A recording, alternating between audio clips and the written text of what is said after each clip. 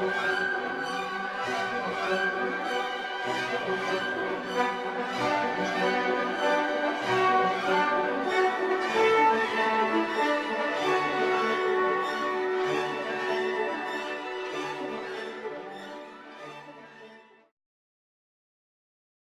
to the Dr. Sal Adoni Show.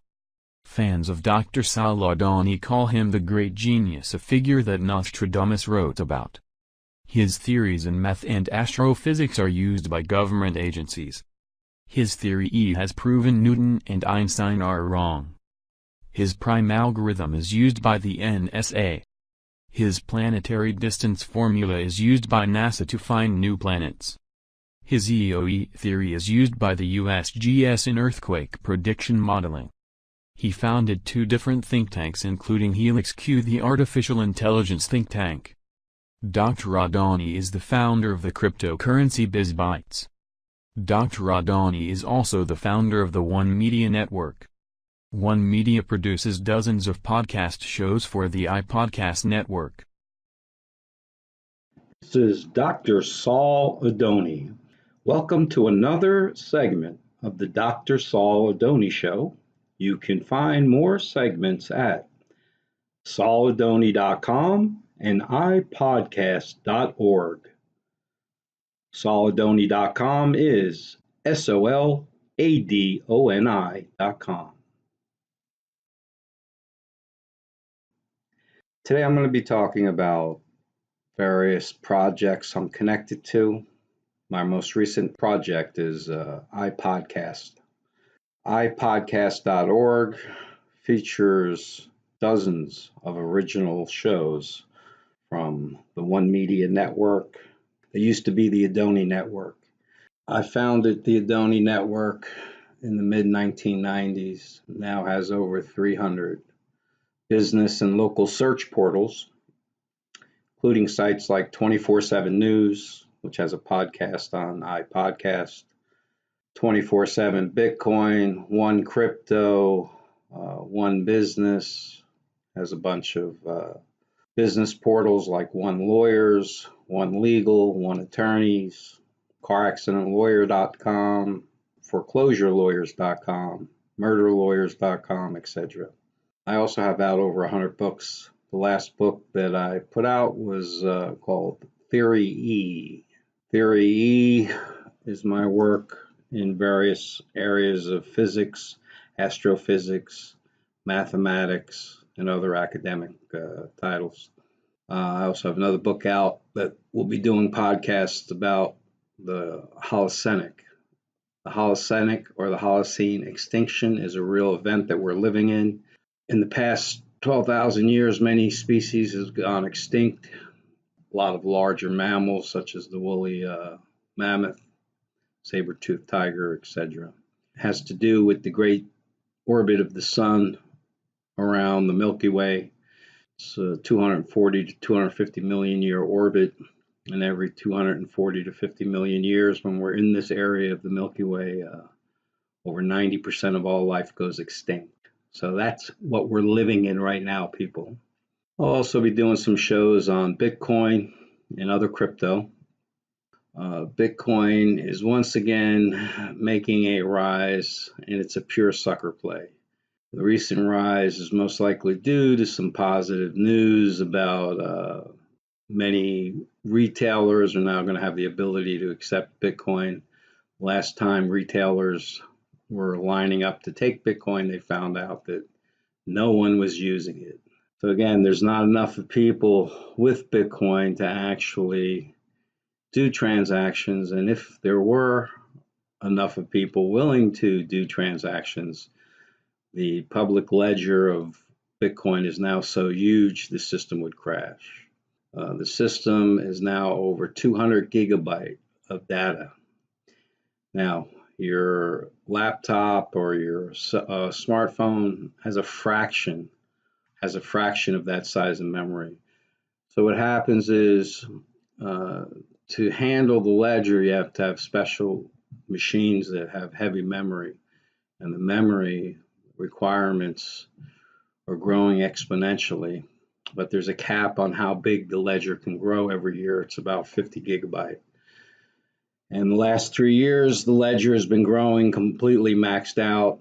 So if we throw in all these little transactions for Starbucks and various little items that you're now going to be able to use Bitcoin with, you're going to find out the transaction fee to send $3 to $5 of Bitcoin is going to be many times the amount you're buying something at. So the transaction fees are way too big to be doing, inexpensive transactions. Also, it just can't handle the quantity. I mean, it crashes anytime the transactions gets up around 300 to 400,000 transactions a day. You got 8 billion people on the planet. Okay, so anything that's going to be a global currency cannot keep every transaction forever in a ledger. I said that years ago in my books on Bitcoin, and my opinion hasn't changed. So while we're seeing a short-term rally once again in this crap coin called Bitcoin, real crypto is around the corner. I'm involved in a project for a real global currency. It's called BizBytes, and its focus is on getting merchants first instead of consumers. The consumers will come in with 50% discounts, but right now the merchants are lining up to get into a merchant-based crypto network that has instant transactions and no transaction fees. So we're going to completely take over any market once we enter it. A beta market's underway in South Florida, and you can go around and actually use a real crypto coin. Local merchants, you see that there's no transaction fees. The transactions are instant, and there's no merchants in this area taking Bitcoin. Yes, some big retailers are supposedly online with this new project, Flexa, whatever, but they can't do the number of transactions it would take to actually be a mass use currency that they're trying to portray Bitcoin as. So Bitcoin was and always was a toy level crypto program. My books revealed years ago it was created in an NSA think tank to track drug dealers and terrorists, etc. Underground currency. So you need to be aware of what's going on with Bitcoin. Yes, if you're in it positioned right, there is some play ahead, but the overall value of Bitcoin is it's not a global currency. It's going to be down around $1,000 before you know it, and then it'll probably go almost to nothing. Why? It has no value. Yes, there's only 21 million coins, but it can't be used for global currency. So these are the topics that I'll be discussing in my shows. Right now, I just wanted to say hi to everyone, explain to them what's going on with iPodcast, with BizBytes, with Bitcoin, also with my new books, Theory E and Holocenic. And the next few shows, I'll be focused on one of those topics in each one. Most likely the next show will be about Bitcoin and my books years ago about Bitcoin and how the NSA funded it and how it cannot do big numbers. It's not a store of value, people. That's the term that was put on Bitcoin after it was realized it can't do big numbers. Okay, a store of value doesn't go from $20,000 and a few months later it's under $3,000. You don't lose 85% in stores of values. Granted, the coin has recently moved, but that's short-term manipulation. There's no intrinsic value in Bitcoin once you understand it can't do a global currency. So all it can be is a niche coin chased by mega millionaire tech guys like Cuban and whoever else is still chasing this fool's gold, which is Bitcoin.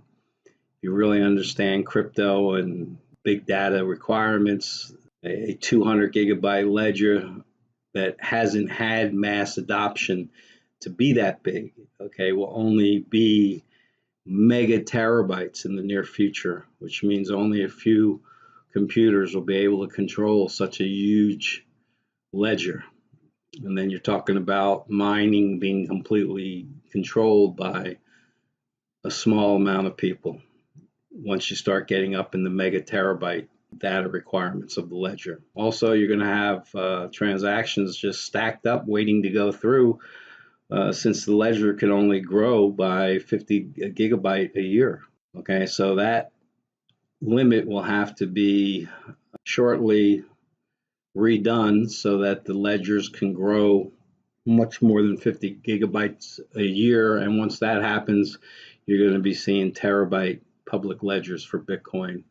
And then you're only going to have a handful of companies controlling the ledger, which means it's a completely controlled ledger. Public will have nothing to do with running the machines that will be needed to maintain such a ledger, and Bitcoin will ultimately fail. This was Dr. Saul Adoni. Have a great day. To listen to more podcasts from Dr. Saul Adoni, you can visit sauladoni.com or iPodcast.org.